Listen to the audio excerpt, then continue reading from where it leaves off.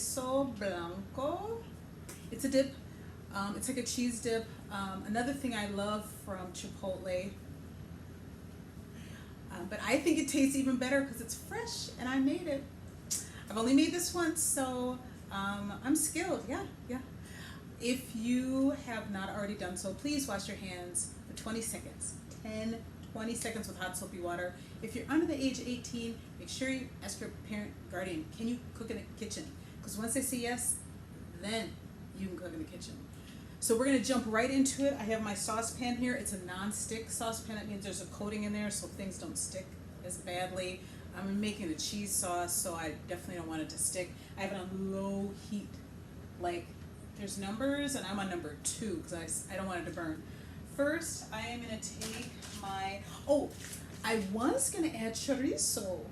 So I used half of it when I made it before, and I put it in the freezer, and so I took it out and defrosted it, and I smelled it with the plastic wrap, and it does not smell good. So we're not using that. If we were going to use chorizo, I would cook it first, clean the pan out, and then make this cheese sauce. So we're going to jump right into the cheese sauce.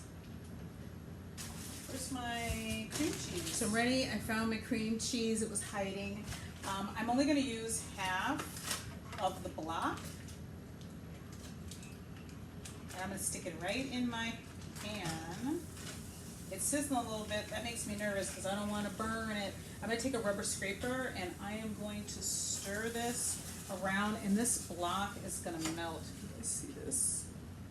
So I'm just going to stir this until it melts, and then we're going to add the next thing, which would be, it's called crema, or Mexican crema, and I had some, but when I checked it, it went bad. I haven't made this in a while, so you can substitute it for sour cream, so I do have that, so that's what I'm going to do. I'm back, and it is just about melted. See how it almost looks like frosting or ice cream, but it's not. But you see how it's not a block anymore, so now I'm ready to add my next thing, which is sour cream. And I'm going to need 4 ounces. So I have a liquid measuring cup here, and the 4-ounce line, I know you guys cannot see this, is right here, which is about ½ a cup. So I'm going to fill this up without making a mess. If this gets too thick, you can always add a little bit of milk to it to kind of thin it out. Okay, that looks about right. So I'm going to add this in my melted cream cheese. I'm going to stir this together. Yeah, this is looking thick. Looks good though.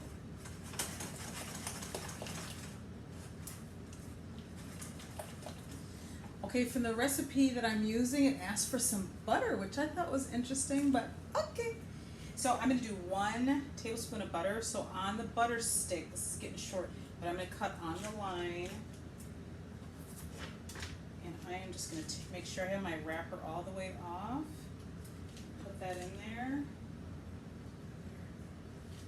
I'm going to melt this down. Yeah, this is looking, you guys see that? Thick.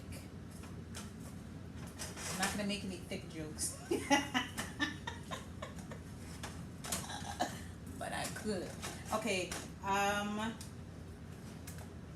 butter's still trying to melt, but I'm going to add a teeny tiny bit of milk. I just don't want this to thicken up. I have 1% milk, and I normally don't buy this stuff, but it's good to cook with. Ooh. I didn't see that. A tablespoon. Okay, so I got a tablespoon here. That's the biggest one, and I'm going to add this right in here.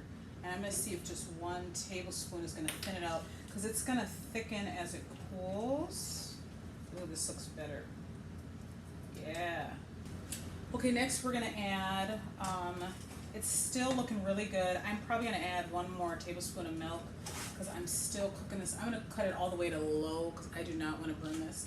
I'm going to add a little garlic powder for some flavoring, and I'm just going to do like a couple dashes. 1. Whoo. Yep, that's all of that. And a couple dashes of onion powder. Yeah, that garlic powder, it kind of poured in and not shook in. That's okay. It'll be really flavorful. Next, we're going to add in some cheese. I have pepper jack cheese, habanero cheddar, and sharp white cheddar. I think I'm going to do some pepper jack. I can do a little spice, but not much. And this comes in like slices, and it's got seasoning in it. Ooh, can you see that? Yeah, so there's seasoning in it. So I'm going to take a couple slices, and I'm just going to break this up and put it in here and let it melt down. I am going to chop up, or what I'm going to add to this is some mozzarella cheese, because I don't want it all spicy, because I don't want it too spicy. So I'm going to add maybe a half a cup of this. And then I'm also going to chop up some tomatoes and a little bit of onion. And then, because I want to add chorizo to it, you know, I should measure this not over my pan, but on the side here, and then add it in.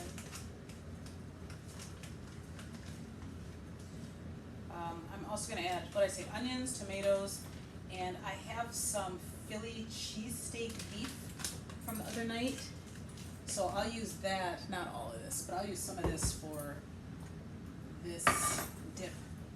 Or you could leave it meatless. That's up to you too. Okay, ooh, this is looking good.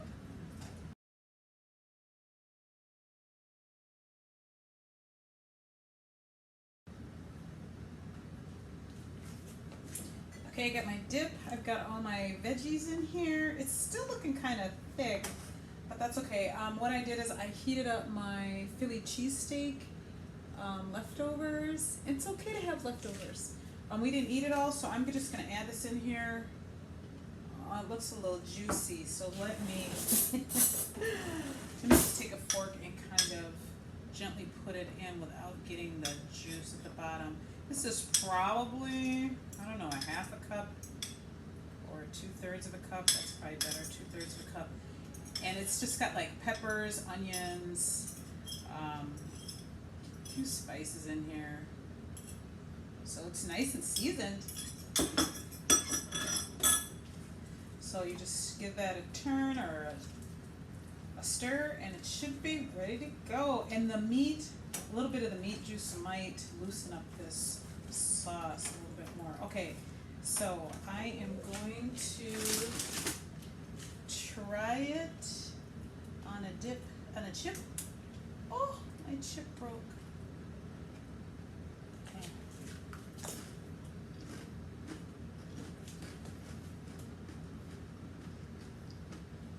That's good. It's not too spicy. Thanks so much for joining me. Cooking with Mama Bear. Don't forget, stay and look while you cook. Bye.